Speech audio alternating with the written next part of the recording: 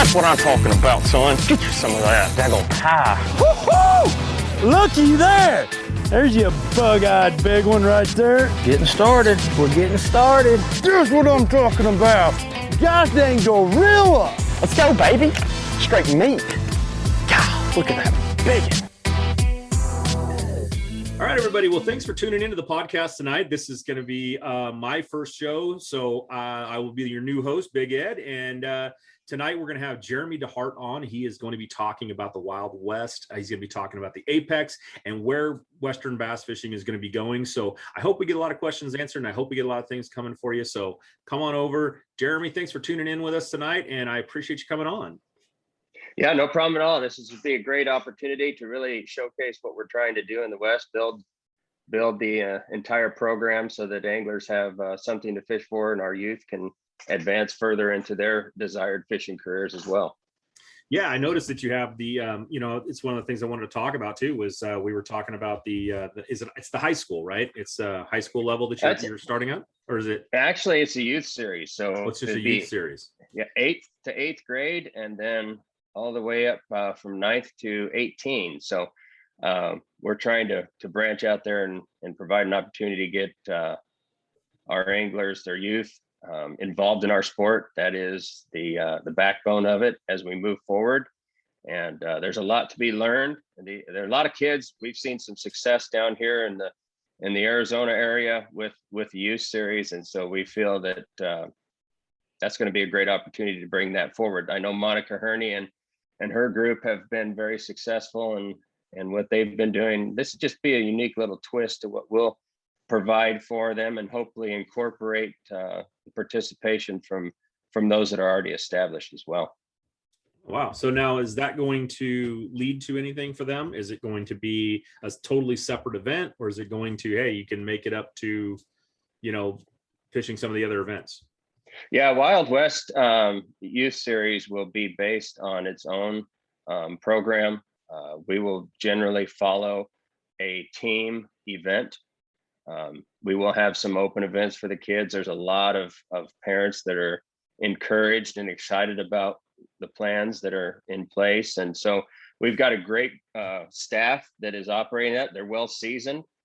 There's a lot of different things that have been done on the junior bassmaster level in the Arizona area.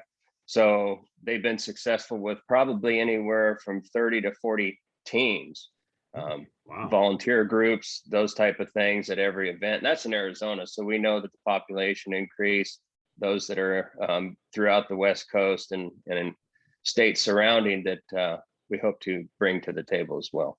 Wow, that's impressive. I didn't realize you had that much success already with it. Yeah, that's very encouraging. This is talking about you're in Arizona and everything else, and that's one of the questions I really wanted to talk about is the apex, the Wild West, all this. Where do you see this going as far as let's talk a little bit about the apex, because the apex is probably the one that I think is going to be the biggest game changer. I'm kind of hoping it is. I want it to, it's where do we're starting right now. You're doing a lot of the lakes around here. The first season you just did John Day, you did Almanor, and now you're going to Amador, right? It's Comanche. Oh, it's Comanche now. That's right. I got switched. Amador got a little bit too low for what we're able to do. Okay, so now it's going to be Comanche. Yeah. That's probably been really hard this year to deal with all that stuff. I know. I know some of our tournament. I made the championship this year for Wild West for the teams. Great. And it was like, oh great, are we going to be it? Oh no, we're going to the Delta. No, we're going to be it. We're going to be it. We're going to be it. It's like, and Don Pedro. So okay, and we're hoping Don Pedro stays with enough water to get in there too. Yeah. So it's basically you have to have a plan of attack and a backup to that plan, and maybe even a backup to that backup. So it keeps you on your toes. There's a lot of changing parts and pieces this year. We thought last year was interesting. Yeah. We had a few other variables thrown our way this year, so that we react and plan and prepare for it that way. Yeah, it's It's definitely a Western thing, and it's we'll deal with it forever, I'm sure. But Yeah. So let's get back a little bit to the Apex. The Apex is this new, it's a new professional series out here. One of the things that I looked at, when Ray Scott started the Bassmaster, he had this vision. Hey, we're going to make this. And he, I don't know if he ever totally saw it come to fruition, but he saw it pretty darn close come to fruition, with what Bassmaster's become and what it was. And now you have the MLF. Do you think that the Wild West is going to be one of those, or I mean, the Apex is going to be one of those groups? It's going to become on that level, but Western? That is our goal, and also to establish somewhat of a new twist and footprint to that. Okay. Do I feel that that's our competition? No. I feel that is something that we can look up to. Those established season series that have been well beyond successful. But I feel that Apex will be its own entity and create its own path. But it'll be a path that we can bring the West Coast angler along with us. I guess we could start from the kind of the beginning, and maybe this will flow with some of your questions. But we've always, with Wild West, tried to introduce something new and something engaging within the community of the fishing in the West Coast. We have some of the best anglers that are out there. A lot of techniques are developed in the West and implemented in other areas. And some of our anglers, some of the best anglers on those series that you mentioned are from the West Coast. So it gives us a good platform to start. And we have some of those anglers that are interested in coming and participating at our level and do already. Jared Littner's, we've got a few others that are hoping to get to that point in time, and we welcome them. But we've always wanted to provide, and I have, with the history of the marine industry, and that's where I started, was out of a tackle shop as a Lucas Oil representative, trying to develop a unique type of event structure. And it started from there. We had a few Lucas Oil Opens. We tested some Pro-Ams. We aligned ourselves with some unique industry partners. We did a lot of different things in that capacity and moved on and established with the previous ownership of Wild West Bass Trail. And at that point in time, in the end of 2017, we wanted to say, okay, we're gonna try to build on this. We have a complete following. Our numbers increase. What do we do to retain and increase new participation?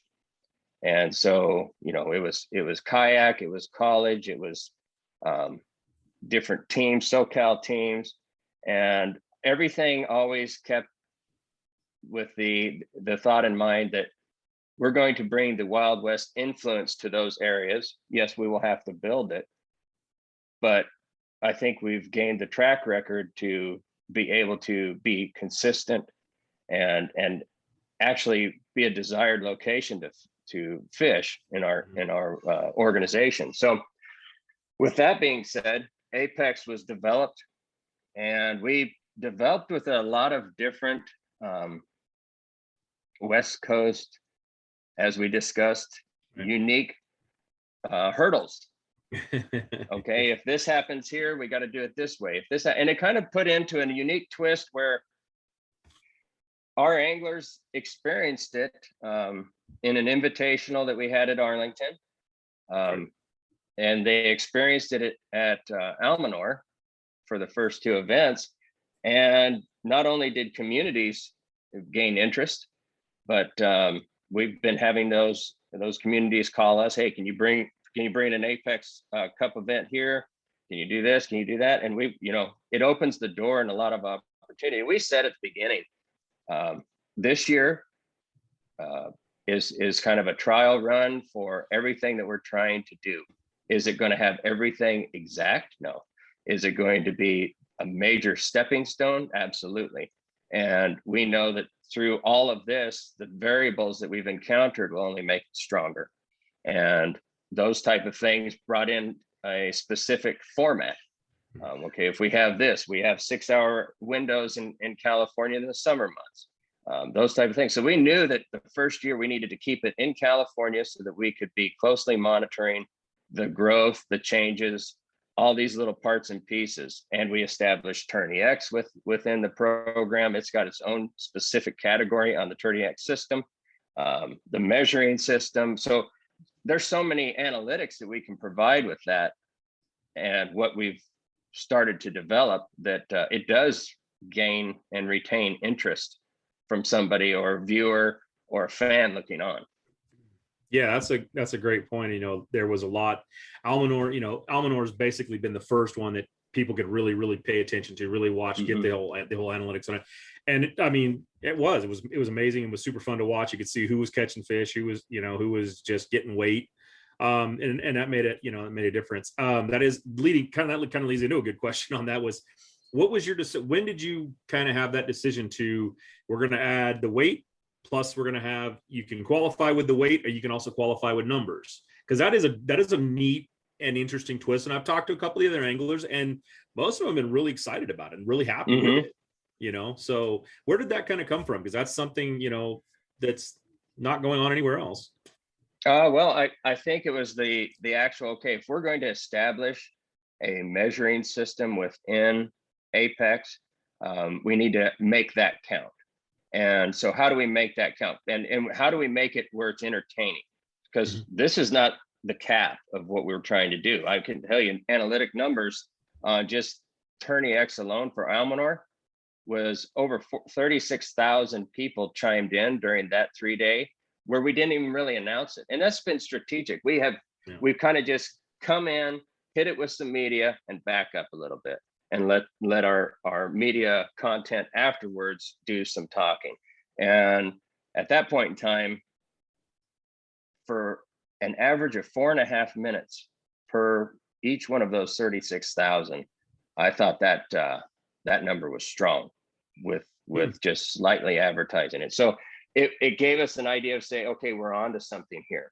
Not only are we developing a new format, but it did. To go back to your question, it provided an opportunity to reward those that may not be on the hog, but may be just consistently in an area where 14 inches or more is going to be helpful for them to advance through the series. Right. And then you guys did something that I have long wished that somebody would do, and that was you zero those weights after everything was all said and done. Last day is zero. What better way, right? I mean, it's anybody's game. Yeah, once you qualify, I am a big proponent of, okay, now level the playing field and make everything zero and say, do it again. Go take the luck out of it, take the build up out of it, take the, we got a 17-pound lead on the next guy. Nah, you got zero. You're the same as everybody else. Can you continue to do it? Can you do it again? Right. And you saw that some people could and some people couldn't. And at the Almanor event, it out popped Austin Wilson. He had a great event. He had he was catching them, but he was he just poured it on that last day. And then back over to the John Day, which was, I think that was one of those events that was just really interesting to watch, and how that played out to where, you guys were, hey, we're going to go Columbia River. All of a sudden it's like, you ain't getting on the Columbia River. We'll take it to the John Day River. And these guys are, they learned, right? It was so interesting to see, because some people knew, some people didn't know that there was largemouth in there. And then all of a sudden, boom, here's these largemouth. And these guys are like, what the heck is going on here? Yep. Changes the mentality of that. Yeah. Changes the approach. The whole not having 30 days off, and you can't see the water, you can't touch the water, you can't be around it, all this stuff. It's like, that is amazing, and it's great, and I think that's good. Where do you want it to go? How many states do you want this to be in? Do you always want it to be west? Do you always want to keep it here? What are you kind of looking at as far as the states you want to keep it in? Well, like that kind of goes back to the questions that we were talking about earlier, and some of the statements is, I want to branch out of California. Yes, but there's a lot of variables within California and California waters that we have. The drought, We have low water levels. We basically have a river system that we're able to operate on. That is the sure thing. Everything else is kind of like we can cross our fingers and hope it works until we get some rain and those type of things. And we were shut down in certain areas of COVID. So it kind of put a perspective of alignment of where we are with the lakes that we have, the resources that are available. And we want to make sure that we can not only put out a strong series that would generate additional interest and participation. And we already draw from 11 Western states on our series, whether it be Wild West or teams. But it's an opportunity for not only apex anglers, and that's the pinnacle of what we're trying to achieve. We want to make sure that our anglers can go out there and be competitive with their skill set anywhere. And so we have unique formats and unique opportunities at any body of water we go to. Can they change on the fly? Thought process, transitioning to a specific body of water like the John Day from the Columbia River because of the winds and safety reasons, and that it teaches us, and it builds an opportunity for the angler to get better. But it teaches us as an organization that, okay, we just experienced that. Maybe that was not a purpose or on purpose, but it gave us an opportunity to learn something from it. We can take that concept that we just experienced and implement it into something else. And so it always will keep it interesting, innovative. And we have a lot of people that work with me, myself, behind the scenes to really be creative, to put a great piece out there. So I want it to go to the limit it can, but I am very much sincere to the West Coast. That's where we started. That's where we want it to be. Does that mean that we won't do a one-off thing somewhere here or there, or does that mean we're not going to get creative once in a while? Can't tell you that that's a no. I'd like to do that. I think that gives them all an opportunity, but we are sincere and dedicated to the West Coast. Okay. So one of the other things that is kind of there is right now you have, I think it's 30, is it 30 is all you have 33. invited?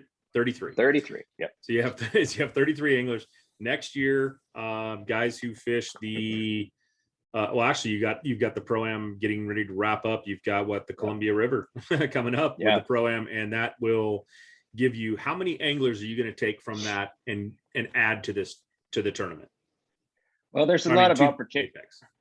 There's a lot of creativity that we can get with that, but probably the goal will be around 50 total anglers. So that would provide 10 plus 7. I feel that that's the next step. Are there more out there? Oh, I'm sure. But I don't ever foresee this ever going over 65. In fact, we won't let it ever go over 65. But we're gonna be at that building phase. 50 is a manageable number. We've got a lot of media content. We've got a lot of different things going on with it. And so as we build this, that's the next step, 50. Okay, we're going to bring in 33 seasoned, and there's whole processes in place for this. We're going to funnel some out after 2 years, and then they're going to have to requalify. And so there's a lot of different things and parts to this, but yeah. I think that's an important deal right there to add is because there are going to be plenty of people who are deciding, hey, the apex is where I want to be. There's young guns coming up that are, that don't. I had a conversation with James Watson, and he talked about, guys coming out here, and he doesn't want to come out here because he doesn't want to travel all this way. It works both ways. There's a lot of the guys out here, they don't want to travel all the way back there just so they can spend 3 or 4 years burning up $70,000 or $80,000 in entry fees to try to, scratch out maybe 5% of that back. So with this being out here, the apex being out here, there is some opportunity for these young guns, and having a rotation and hearing that you're going to say, yeah, you know what, you're not up to snuff, you're going to fall out. It's certainly, if you're I'm guessing you're going to pick a level and say, okay, the bottom 10 leave and the top, next 10 come in, kind of thing. And then you've got to qualify I'm hoping it comes every year. I don't know what you're going to do every year, every 2 years, or however you're going to work it for now, but I think that's an important step. I'm glad you said it. So I think maybe people can kind of understand that that will happen in the future. And so for right now, you're talking basically 50, and that leaves you, I think that leaves you a really good opportunity because I've seen what you're doing, and I don't know if you're going to continue it, but I mean, you're on Lake Comanche, you're on Lake Almanor, you're on, the Columbia could handle way more, but being at those levels, you can go to some of these smaller lakes, you can go to some of these smaller venues and these smaller towns that really need the little bump, and bringing the media attention, bringing all the anglers to see these lakes. And I've talked to a bunch of them, and they're like, I've never even seen, when it was Amador, it was like, I've never seen Amador. When it was Almanor, I've never seen Almanor. Great, go see what you can do. And they really showed what they could do. So I think that's very interesting. Do you really feel like you're going to try to keep that going, as far as sticking with smaller lakes, maybe staying off of the guys who only fish Clear Lake, or really good on the Delta, really good on Clear Lake? You're going to take them to places and say, if you're really good, show us you're really good. We're gonna take the pros out of the comfort zone. They're going to be testing their skills on different bodies of water, and you hit the nail on the head. The opportunities of being outside of California with some of our events, whether it be Arizona, Nevada, SoCal, Columbia River, and Idaho, and all those places that we have an opportunity to go to. That's what makes it strong, gives it a good backbone, and the versatility that it provides the anglers to reach is what we're hoping to achieve. And so, those bodies of water, the community support, it all is centered around unknown areas, and with that comes some unique opportunities where we can say, hey, we're going here, but just kidding, we may go somewhere else. And so we can do a lot of different things. So that's it. I've seen that, and a lot of the guys that I've talked to have said that. They've said, you can't really, I guess, set your feet in stone and go, okay, we're going to go to, here. And because they could call us next week and say, oh, never mind, we're going to go here now.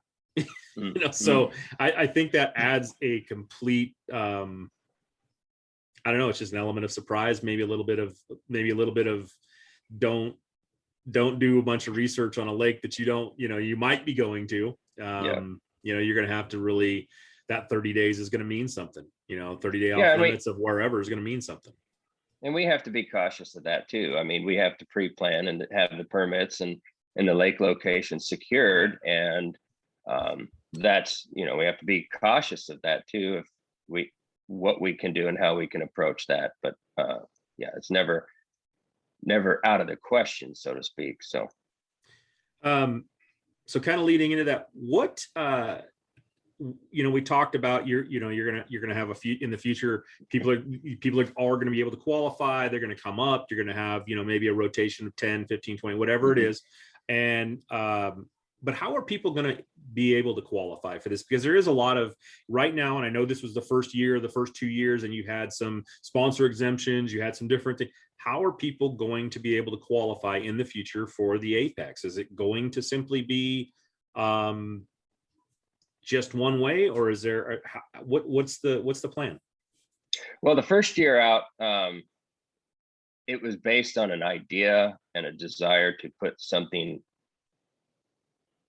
very detailed together. We didn't really know how many that we could obtain at this level, going into the original design and thought process with it. But after some meetings and things, we knew that 30 to 35 would be the number for the first year. And it was obtained through 2020, 2019 AOI. It was 2020 AOI, and then we had some sponsor exemptions, as you mentioned. So that just gives strength to the capabilities of what we can do. And it's the first year. So it's all about learning, developing, planning, correcting the little bumps in the road. And, that's what the first year was about. And so we kept it very, very low key from an announcement standpoint, but very strong because we already had the anglers when we came to play. And that was all done prior to anybody knowing about Apex. And so going into it, it's going to be through the AOY. Okay. We've already got our base through the Wild West, the Wild West Pro-Ams. Okay. AOY. Yeah. So we'll pull our numbers there. Now, does that mean that we may not get creative with one or two spots down the road? That we'll determine that, but that would be something very unique. Okay. But yeah, no, it's all based on strictly AOY points. So letting people know right off the bat, go out and get into the Wild West. If you want to make the Apex, go out and get in the Wild West. Yeah, I'm anxious to see participation at Columbia River, because some of these guys are they're fighting for their spot and to receive an invite to the Apex Series in 2022 based on that event. Yeah, and you said already it's going to be 10 this year. Was that what is that what you kind of we have it will be basically to get to 50 will be at 17. Oh, 17. Okay, that's a lot. I mean, that's a lot of places right now. That's pretty good. So to step it up from that. Now, the other question I guess that would come out of that is, what if people decide that, hey, I'd love to fish that, I just can't afford it. I'm not going to be able to make that. Well, are you going to go? Are you going to step down? You just going to kind of like, hey, then the next person in line, the next person in line, the next person in line, or is that where you talk about maybe getting creative a little bit? At Ford Fairfield, we'll make your ownership experience simple. Our simple price, simple process is designed to save you time by eliminating the back and forth. That means you'll always get our very best highly competitive offer right up front. No games, no gimmicks. Our goal, to provide you with an exceptional experience. Stop by or book your appointment today. Ford Fairfield, simple price, simple process. A little bit. Yeah, we'll probably implement some creativity, but we'll also work down the field. I think that it's not for everybody. I've said this from the beginning. People have lives, people have family, people have different jobs. Their dedications are different. They may just be comfortable with a Pro-Am series. I totally understand. This is a commitment on many levels, and time and such off work is one of them. Time away from family, unless you're traveling with your family, which I hope they do. That's another key factor. So as we branch out of California with other locations to have Apex events on, that comes into play. So yeah, it's there is a commitment level, and we will work down the field after initial invites go out the Friday or the following Monday after Columbia River, and we'll see what happens with it. Okay.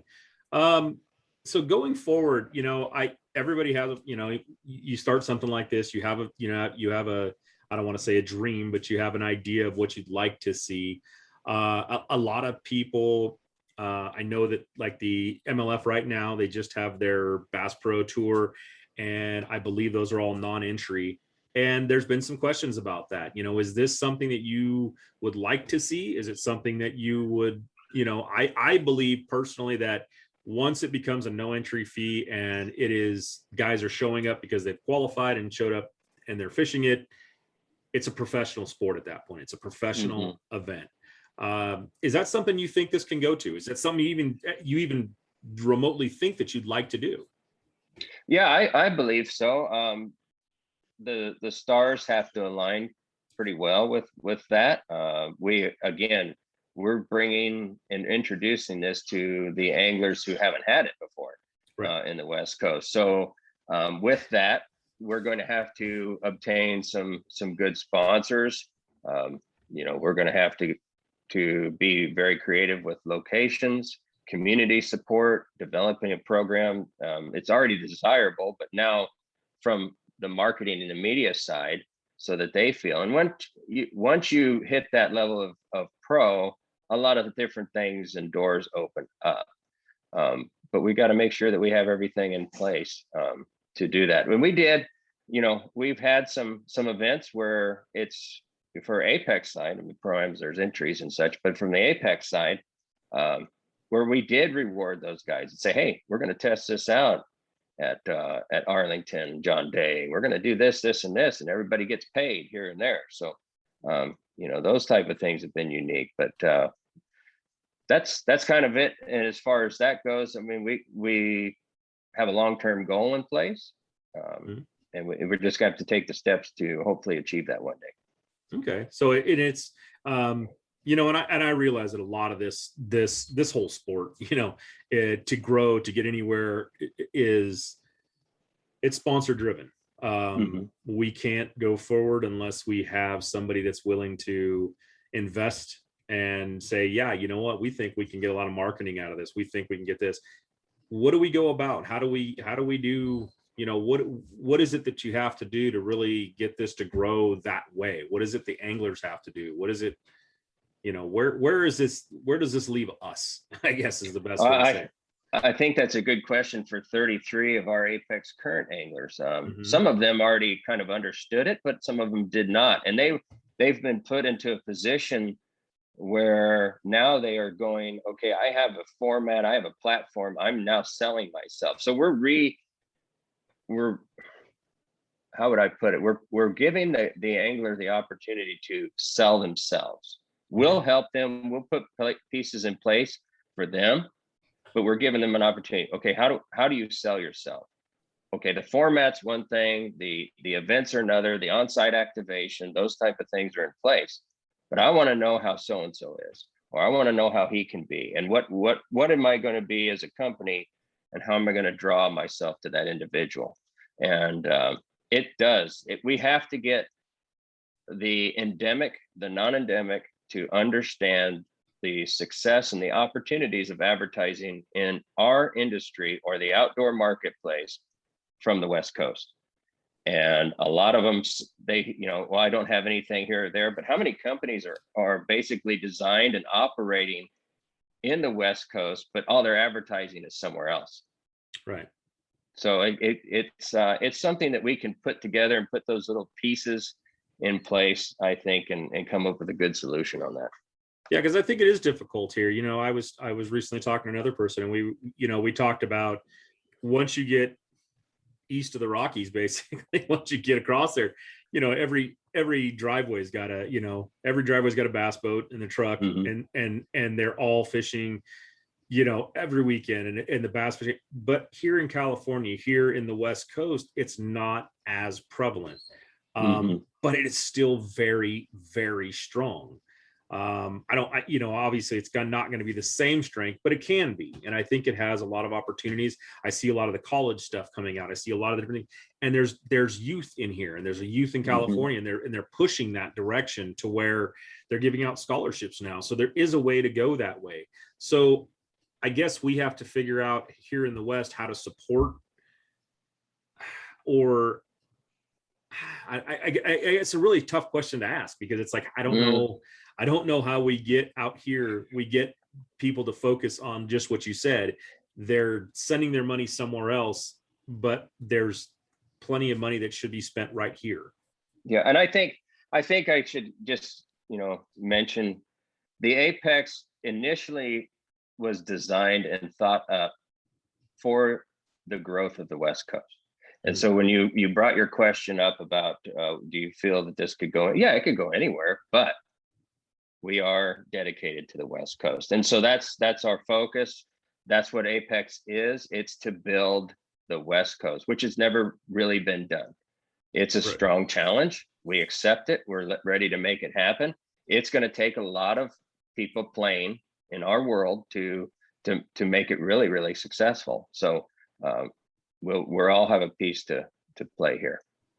Yeah, I think a lot of that starts with with our local media too. With a lot of this stuff coming on, I conversations I've had about, you know, when the Bassmasters did come out here to the Delta, and our local news channels are picking it up, and they're like, oh, look at all the pretty shiny boats.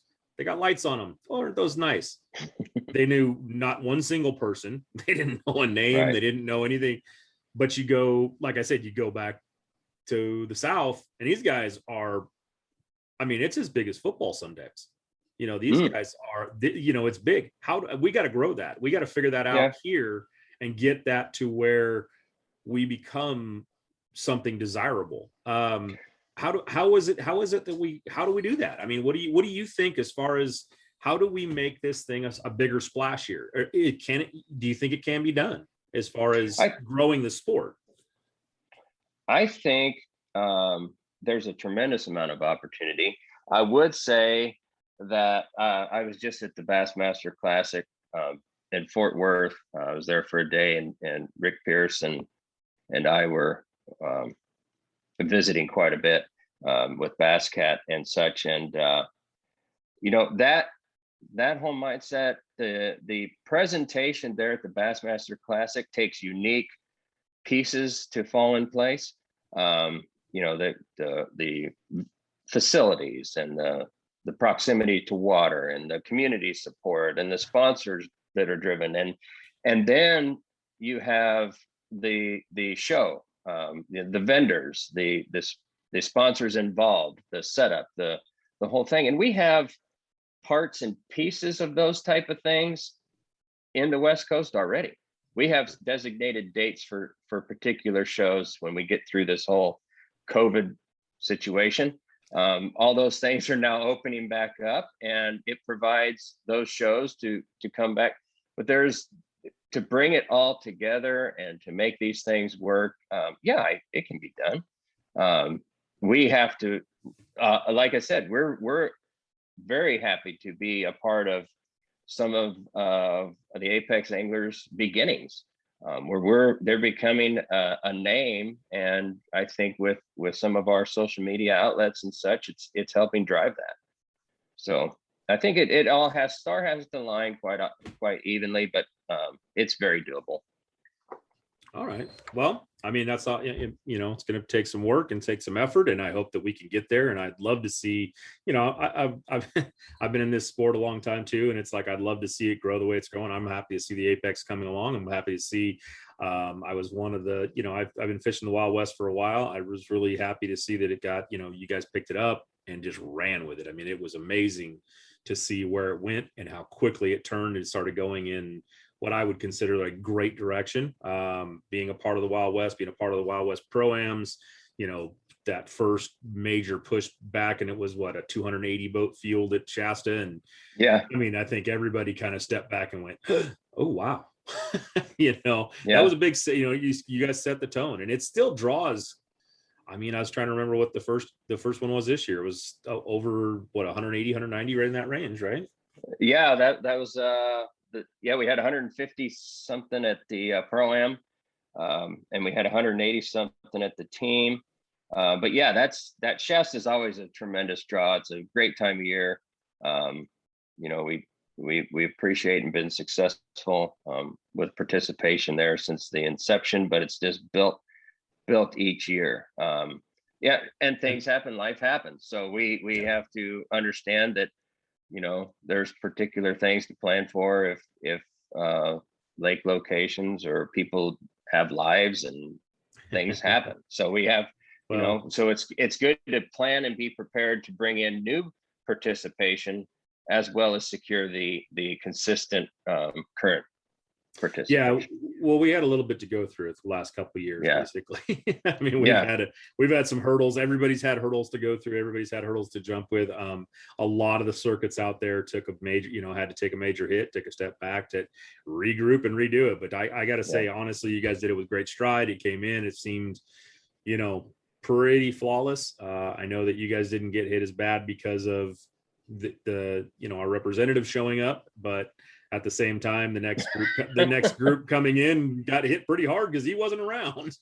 Yeah, well, that was a unique opportunity. It was kind of like code red, land on the in the airport, get up to Shasta, and we go right into meetings to make something happen. And hats off to Congressman Lamalfa and his representative team to help make that work. And you know, it's nice when we can keep politics out of things, but sometimes when politics tries to drive particular things, you got to hit back with politics. So right, that's kind of, you know, how things happen around here once in a while. Yeah, that was definitely a big punch, because I'll tell you what, like you said, the next group coming in, they didn't get so lucky.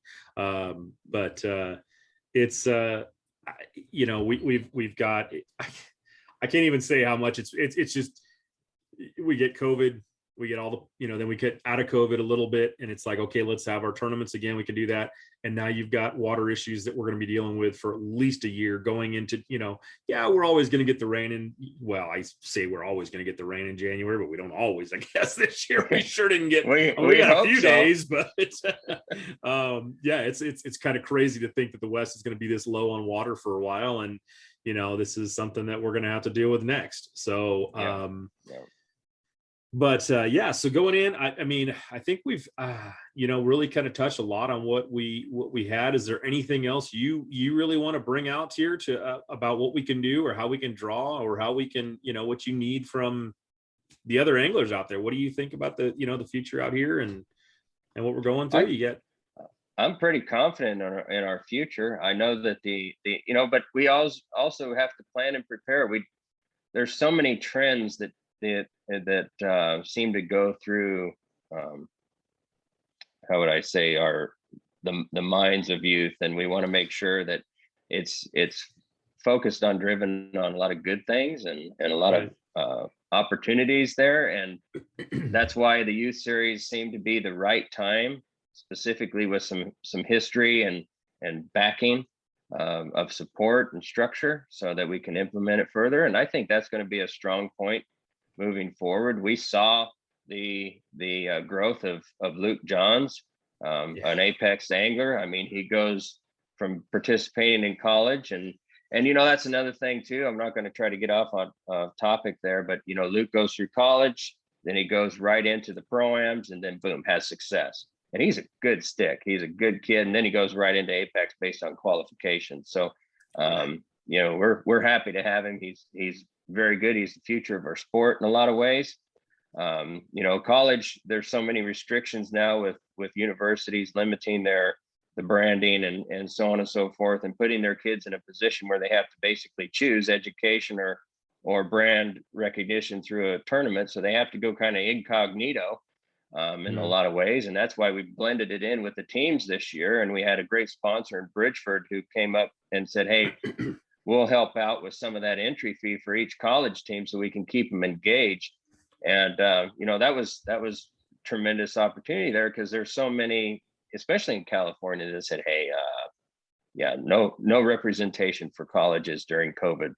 And, don't do that, or whatever the case may be, or you can't use this. And it handicapped the kids quite a bit. So, that's something that we hope that we'll, get back on track, especially out West. And we'll be happy to continue with that. Yeah, I hadn't heard anything about that. As far, they just said no letting teams fish, huh? Well, they didn't. Well, you could fish, but you can't fish based on wearing the school colors and so on and so forth, because it's group activities and such. So hopefully we're kind of out of that now and going back to. And the good thing was, I mean, there's nothing good that became of the experiences that COVID brought upon us all. I mean, regardless of anything, we've all lost somebody or a family member and such, but I think it gave us an opportunity to take some good parts and pieces that we had to implement as an organization, right? And those things will be long-term parts of our structure. There's some things that we're like, well, I never want to use that again, or that was horrible. We can't wait till we get, particularly getting back into meeting with pre-tournament meetings. Right. Coming together as a group, the camaraderie that's built there, the understanding from an angler's perspective of the rules, the event, where to go, any particular questions. It kind of gets lost sometimes. So specifically having to go to a virtual deal all the time. So we look forward to get back to that. Yeah. I think there's a lot to be said with that, but yeah.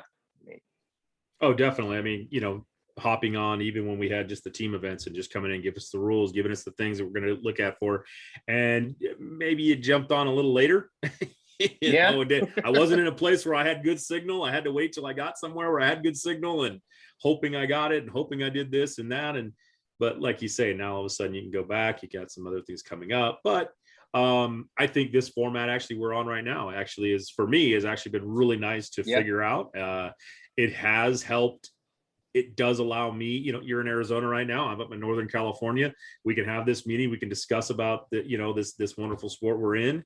And, we can do that, and it's so I think that was a positive that's come out of this. And I think it's going to come out with some of it. This has allowed a lot of people to, and I think this will allow, the fishing world to kind of come together all over the place and see what's going on out here. Social media has its place in all of this.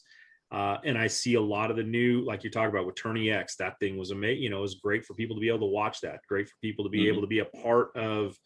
Yeah, I'm sitting at work, I'm on my computer, but up in the corner, I've got this little thing going. And I think that was, I think that was super good. And you can kind of stay in touch, and it maybe gives people a break from, the monotonous of the day. And so, yeah, I think there's like you said, I think there's some good things that came out of COVID. I think there'll be some bad things that have come out of it. And there'll be some politics that we hopefully get rid of. So ain't that the truth? Next year should be a more, I'm definitely looking forward to it myself. And it's one of those things that I think this is everything should be a little bit closer to normal next year. And we just hope that we're not fishing in puddles. So, hey, it's either a canal or something, right? Before we break off, there was one thing that popped up way back in there that I wanted to ask about, because it's become this huge, that we're talking about social media, is that kayak series. Kayak fishing has absolutely blown up. How have you guys seen it, and what's been your response? I mean, what's been the response to, I've kind of watched some of it. I know a couple of guys are in it, but how has it been? Pretty positive that people are involved? Yeah, it's very unique. I've been very grateful to kind of go on that trail and understand more of that world that I didn't. We had some great people that work with me, and Steve Melander and Tim Arthur and many others, and the anglers. It was very good during COVID. Right. Our numbers, though, when we first released the announcements for the kayak series, we had 112 committed at every event, and that was the first year. And then COVID came knocking at the door and opened it with a big bang, and we were able to average in the 74 to 77, I believe, which I felt was pretty strong given all the circumstances that came into play. That's really strong. And so that's, I was able to get out to finally meet the guys in the kayak series at the championship at Clear Lake last year.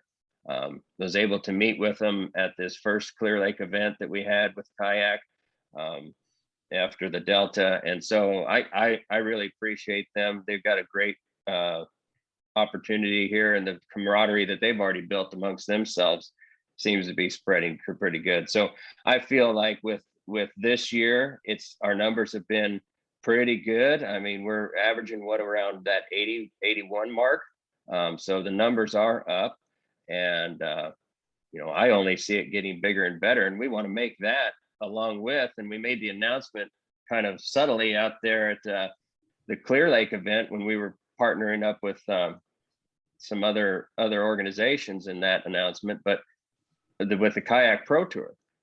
And so when that comes into play, and those guys understand that it's just another opportunity and basically a property of Wild West that we can bring to our customer base. Nice. So I'm going to propose this right now. The champion of the Apex, the champion of the kayak, and the champion of the high school division all have to go to a tournament and fish together. Let's see who's going to win. I would actually take you up on that as a one-off deal. I think it'd be very entertaining. You'd want to capture everything in real time. And but they have to all fish out of the other person's boat. Well, why don't we just have to make it an even play? Yeah.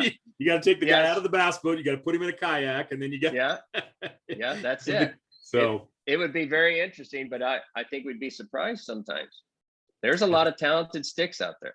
I think there's a lot of youth out there that could probably turn a lot of heads if they were coming out of that youth division and they were of age and they made the championship and they won, and they go up and it's like, well, now you got to go fish against the Apex champion. You got to fish against the pro kayak champion. And it might be a little intimidating at first, but I would be surprised. I wouldn't be surprised to see somebody step up, especially if you put it on a water, on a waterway that wasn't gave anybody any kind of, some little lake in the middle of nowhere. Yeah, that's right. Yeah. I've seen a few places in California. It's like, how would we get a boat and trailer down there? Because if we can, that would be really interesting. So yeah. I've got one right up here, Scotts Flat Lake. You can have a good time. Bunch of small. All right. But well, Jeremy, I want to thank you tonight for coming on. I really appreciate it. I am always trying to get as much information out there to the anglers as I can.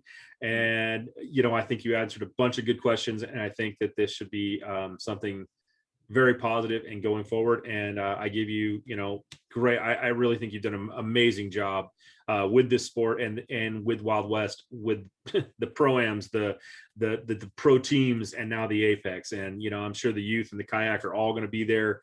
The way it's been going, you've been doing a heck of a job. I really appreciate everything you do for us out here. And I do hope that this goes to as far as you think it can. Well, I look forward to it. It takes a lot of moving parts and pieces, and I have a tremendous supporting staff behind the scenes.